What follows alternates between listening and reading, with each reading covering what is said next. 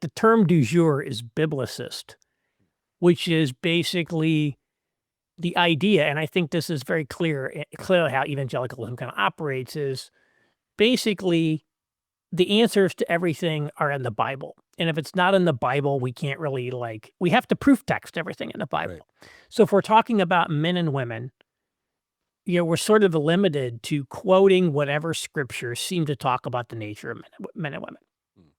And so the idea that marriage with children is sort of normative Right.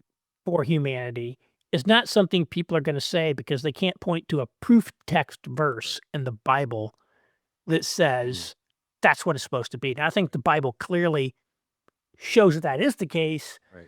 but they don't like to make statements that could be unpopular Right. that can't be directly tied back to a very explicit, no wiggle room verse, Right.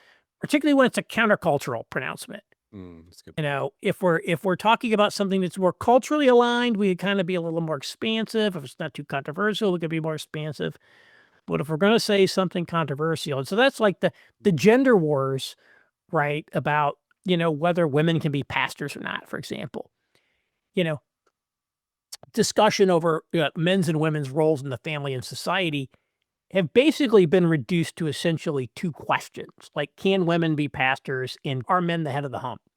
And so even the most conservative people basically don't make any arguments at all about men and women being different, except on those 2 points, which they can anchor to very specific scriptures.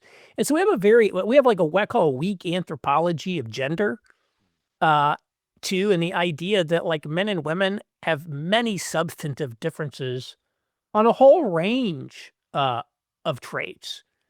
That and that's actually what one of the reasons for the rise of Jordan Peterson.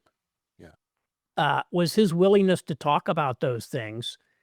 And one of the things that made him the most that made him famous. There's a couple of things that made him famous. One of them was this interview he did on Channel 4 in England, and you can Google it, where this very hostile female interviewer gives him a hard time, and he just stands there and holds his ground and says things like, "Well, when it comes to the personality trait of agreeableness," which is one of the big 5 personality traits, "women are more agreeable on average than men." He goes through it, explains it, and this has certain implications.